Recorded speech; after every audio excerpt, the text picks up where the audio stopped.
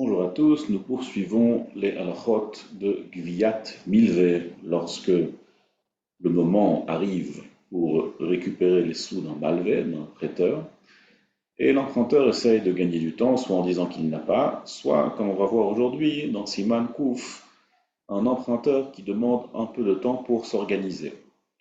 Nous dit le Shulchan Aruch, Lovesh et Amar, Reini Meshalem, c'est bon, je paye, j'avoue, j'admets, je lui dois de l'argent. Mais j'ai besoin d'un peu de temps pour m'organiser, je n'ai pas les fonds nécessaires, laissez-moi le temps de me retourner. אומר השולחן ערוך, הרי אני משלם כבעו לי זמן כדי שאלווה מאחר, או המשכן, או אמכור ואביא מעות. Laissez-moi le temps, soit pour que j'emprunte un roulement de prêt, prêt-relais, ou un mashken, ou bien que je prête un gage parmi mes objets pour récupérer des sous, ou emkor ve'avi ma'ot, ou bien je vais vendre quelque chose de mes objets pour amener de l'argent. On lui donne 30 jours. Je vous ajoute le Rama, c'est 30 jours évidemment, c'est pas Chok Velo Ya'avor, c'est pas la Chal Moshe Sinai. Si le juge voit que 30 jours ne lui suffiront pas pour s'organiser, Yosiflo, il lui ajoutera. Et si 30 jours ne sont pas nécessaires selon le contexte, on voit qu'il peut s'organiser avec moins de temps, alors on ne lui laissera pas 30 jours, on lui laissera un petit peu moins de temps. Si le prêteur dit, écoutez, moi 30 jours, ça ne me va pas du tout, j'ai besoin de l'argent tout de suite, je dois partir, je ne peux pas rester encore attendre, et ne lui donnez pas du temps pour s'organiser, moi j'ai besoin de mon argent tout de suite. Alors on lui dit, monsieur, si vous avez besoin de partir, Omrim lo sheyase shaliach sheyamdin adazman. Vous avez qu'à nommer quelqu'un ici, un Neheman, pour qu'il soit celui qui récupère les sous à votre place. On ne va pas vous retenir si vous devez partir. Mais c'est sûr que la nécessité du malvé de partir ne peut pas justifier le fait qu'on ne laisse pas le temps au lové pour s'organiser. Ridouche du Shulchan Aruch ici, c'est au nom du tour, que même si le love demande du temps, on ne va pas pour autant lui réclamer de laisser un gage au malvé, de laisser un gage au prêteur. On ne l'oblige pas à laisser un mashkon. S'il avait un objet métal, s'il avait un objet qui est mobile, alors évidemment le bedin aurait déjà récupéré cet objet pour rembourser le prêt. Il y a une svara derrière en vérité. On peut dire qu'il y a des objets desquels il a besoin, je ne sais pas, et cela, il va peut-être les utiliser en gage, mashkon shel yom belayla, mashkon shel layla beyom, mais le dit Shulchan Aruch, quand bien même, puisque le monsieur ici, le malvé, l'a cru au lové, au départ, lorsqu'il lui a prêté l'argent, alors il ne peut pas dire maintenant, juste parce que le temps est arrivé, qu'il ne le croit plus. Si au départ, tu ne lui as pas demandé un mashkon, alors c'est pas parce que maintenant le temps est arrivé que tu peux lui demander un mashkon. Il n'y a pas plus de koach au moment de la gvia qu'au début du malvé, au début du milvé. Donc, le mashkon, ואם רצה המלווה להחרים על מי שיש לו מעות ומטלטל ומפליג אותו בדברים, הרי זה מחרים. Si le malvé, si le prêteur dit, peut-être que le lové, il est en train de tourner en bourrique. Moi, je suis sûr qu'il a de l'argent, qu'il le cache. Stam, il essaye de gagner du temps pour me faire souffrir, ou parce qu'il n'a pas envie de payer tout de suite. N'est-ce pas? Chacun, il veut garder son argent au chaud au maximum. Et donc, je souhaite faire un kherem. Je vois, il ne peut pas faire ici. Mais un kherem, c'est quelque chose que, comme on l'a vu déjà plusieurs fois, c'est quelque chose qu'on laisse de manière beaucoup plus facile. Et si le malvé souhaite mettre en kherem, souhaite mettre en nidouille, retrancher celui qui ment, alors qu'il a de l'argent et qu'il essaye injustement de gagner du temps, alors on l'écoute. On lui dit d'accord, on mettra en kherem celui qui essaye de gagner du temps de manière injuste. Pourquoi pas? Et on n'oblige pas non plus le lové d'emmener un arev, un garant, jusqu'à ce qu'il emmène l'argent. Dans un cas où il y a un chachash, une vraie crainte, on voit que le lové ici, il n'est pas tout à fait net, clair, et on risque de perdre l'argent du milvé, alors là, en effet, on va lui demander, on va lui réclamer de laisser un arève, un garant. Mais sans cela, on ne va pas lui demander de laisser un garant. Et la même svara qu'on a vu tout à l'heure dans le mashkon, puisque au départ du milvé, le malvé n'a pas, le prêteur n'a pas réclamé au lové d'emmener un garant, ça veut dire qu'il l'a cru même sans garant. Alors maintenant, si tu le crois sans garant, C'est pas parce que le temps du remboursement est arrivé que tu vas l'obliger à amener un garant. Il n'y a aucune justification de l'obliger à emmener un garant d'AFCA maintenant, quand le moment est arrivé de rembourser. On peut lui laisser tout à fait le temps de s'organiser sans nécessiter forcément un garant, sauf si le Dayan y voit qu'il y a ici un vrai risque que le Lové, il va en profiter pour être Mavriach des Nechassim, pour faire échapper des biens sous le radar du Beddin et sous le radar du Malvé pour ne pas lui rembourser. J'ajoute le Rama, un halakha fondamental au nom du Mordechai. Davka le piraon notnim zman. C'est uniquement pour un remboursement qu'on laisse du temps. Aval en notnim zman le shvu'a. Mais on ne laisse pas du temps pour prêter serment. C'est-à-dire, si Reuven, il a eu une tvia contre Shimon, dont le résultat de la tvia, le résultat de la réclamation est que Shimon doit prêter serment, et Shimon demande du temps, alors on ne va pas lui laisser du temps pour prêter serment. Ça, on ne va pas lui laisser faire.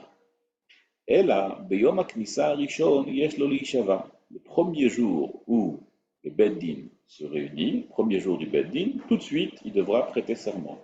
Et la logique est simple. Biche la main pour un paiement, pour de l'argent. Alors là, on lui laisse un peu le temps pour s'organiser. Et en effet, le temps de s'organiser. Alors on va lui laisser payer, on va lui laisser pour qu'il puisse payer. Mais la chevoie, mais pour prêter serment, qu'est-ce qu'il a besoin de temps? Alors il va dire, laissez-moi encore, je ne sais pas si je suis prêt.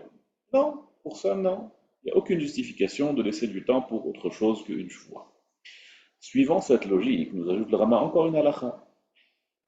וכן, אין נותנים זמן לשאר דברים ששיעבד אדם עצמו לעשות דבר לזמן פלוני בקנס. Si, par exemple, quelqu'un s'est engagé à faire quelque chose d'ici un certain temps, il s'est engagé à faire une action, on ne pas faire une action d'ici X temps. Biknas, avec une amende, que s'il ne va pas le faire jusqu'à tel et tel jour, il va payer une amende au bénéficiaire. Miyad shegia zman nitchayev biknas. Immédiatement, lorsque le zman arrive, il est obligé de payer le knas. Ou bien qu'il fasse ce pourquoi il s'est engagé. Comme ça le dit le Rashba dans la Tchouva. Et la logique, elle est simple, puisqu'il n'y a pas de logique, il n'y a pas de raison pour retarder un chiyuv, pour retarder une obligation. On ne laissera pas une personne prendre du retard sur n'importe quelle obligation pour laquelle il s'est engagé, et il devra tout de suite faire ce pourquoi il s'est engagé, ou sinon il paiera le knas qu'il s'est engagé de payer en cas de non-respect de ses obligations. Parce que le temps qu'on laisse, c'est uniquement pour s'organiser, pour organiser un paiement. Mais s'il n'y a pas de paiement ici, il y a juste un monsieur qui s'est engagé à faire quelque chose, il n'y a aucune raison qu'il repousse la date.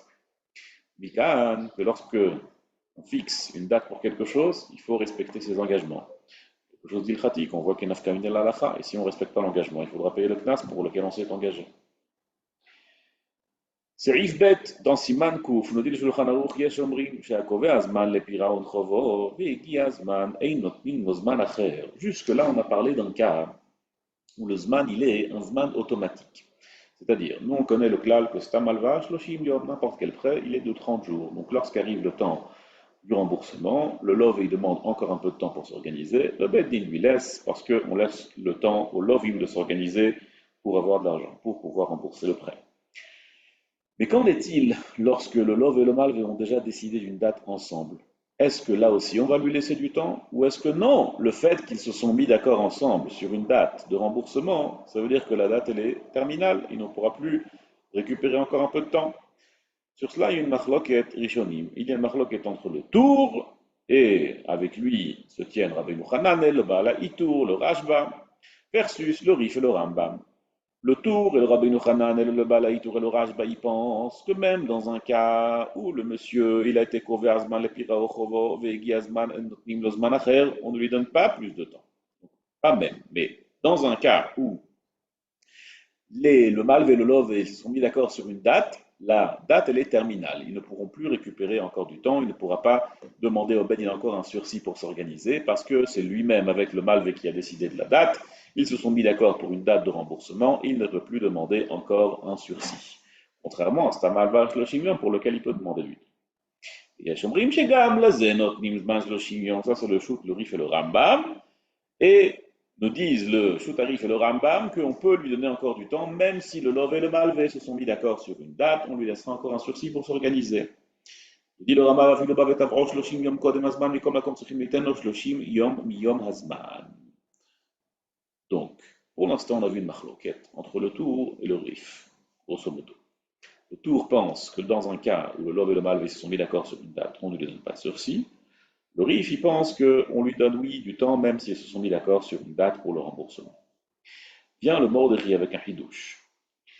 Nous, on aurait pu penser que lorsqu'une personne a réclamé 30 jours avant le Zman, par exemple, quelqu'un il a pris un prêt pour un an, 30 jours avant la date du remboursement, le Malv il vient chez le Lov et lui dit, n'oublie pas, en 30 jours, tu dois me rembourser. Il dit, oui, oui, oui, oui, t'inquiète pas, je m'organise, t'inquiète pas, je m'organise, tout va bien. Le temps du remboursement arrive, 30 jours plus tard, et le Lov dit, ah, mais j'ai besoin d'encore 30 jours. Le Malv dit, mais de qui tu te moques? Je suis venu il y a 30 jours, je t'ai prévenu, tu avais le temps de t'organiser, je suis revenu te rappeler, tu avais le temps de t'organiser, qu'est-ce que tu me demandes encore 30 jours? Dit le Mordechai, même dans un cas où le Malvé est venu chez le Lov, il l'a prévenu 30 jours à l'avance, avant la date butoir, pour récupérer son prêt, pour lui laisser le temps de s'organiser, malgré tout, quand le moment arrive du remboursement, il peut demander encore du temps. Un grand chidouche. On fait preuve ici d'une grande clémence envers le Lové pour qu'il puisse s'organiser. Parce qu'on va voir l'impact que ça a lorsqu'une personne ne rembourse pas alors qu'il doit rembourser. Et ça, c'est dans Seif Gimel. L'île Shulchan Aruch dans Seif Gimel. Shalmua Shloshim Yom Velo Hevi. Si 30 jours sont passés et il n'a pas remboursé son prêt, Bet Din Kotvin Adrachta Miyad al Nechassav. On écrit une Adrachta. Adrachta, c'est un shtar qui permettra au Malvé de récupérer tous les biens du Lové là où il les trouve. Si on ne trouve pas des biens au Lové, on ne le met pas pour l'instant en Kherem. Aval, mais s'il dit je ne souhaite pas payer, si le Lové dit je ne souhaite pas payer, alors cette fois-ci on lui écrit une adrachta sur ses biens. Adrachta, c'est comme on a vu tout à l'heure, lorsque le Malvé peut récupérer n'importe quel bien qui appartient au Lové là où il le trouve.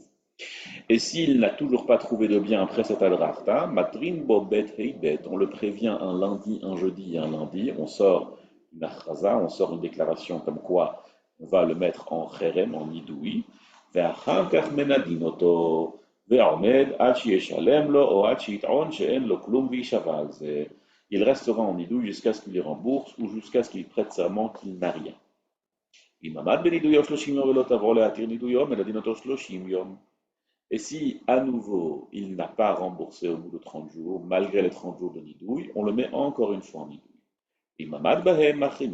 Et si, encore une fois, au bout de des deuxièmes 30 jours, la deuxième période de 30 jours, il n'a toujours pas remboursé, il n'a toujours pas venu pour être matir nidouyo, on le met en kherem.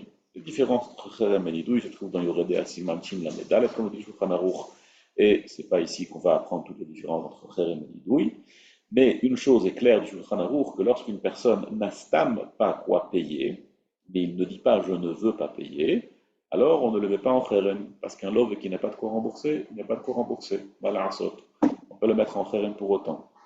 On lui mettra un peu de pression évidemment pour qu'il fasse ce qu'il faut pour rembourser, mais en kherem on ne le mettra pas, sauf s'il déclare qu'il ne payera pas. Donc pour résumer, on a vu, lorsqu'un love arrive à terme de son milvé, il demande un peu de temps pour rembourser, on lui laisse 30 jours selon la situation, parfois plus, parfois moins, comme le dit le Rama, ça va dépendre du contexte. On a vu que le malvé peut mettre en kherem toute personne qui essaye injustement de gagner du temps. On a vu que le temps, c'est uniquement pour une personne qui souhaite rembourser, mais si un chiyuv de choua ou n'importe quel autre chiyuv, n'importe quel autre engagement qui n'est pas un engagement de remboursement, pour ceci, on ne lui laisse pas de sursis de temps.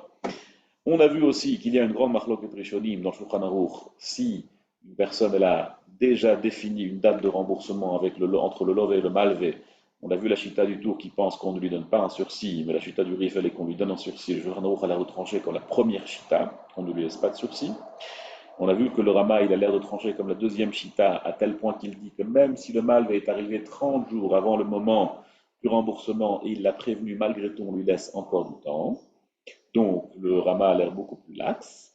Et on a vu dans Seif Gimel ce qui se passe. Si un love dit qu'il ne souhaite pas payer, on le mettra au bout de 30 jours, on lui mettra en Adrachta, on lui écrira une Adrachta pour que le mal puisse récupérer ses biens, et on le préviendra bet, hey bet, lundi, jeudi, lundi, qu'on le met en nidouille, et si malgré tout il ne souhaite pas rembourser, il dit qu'il ne remboursera pas, on le met en nidouille 30 jours à nouveau, et si au bout de 60 jours il ne fait pas de tchouva, on le mettra en cherem.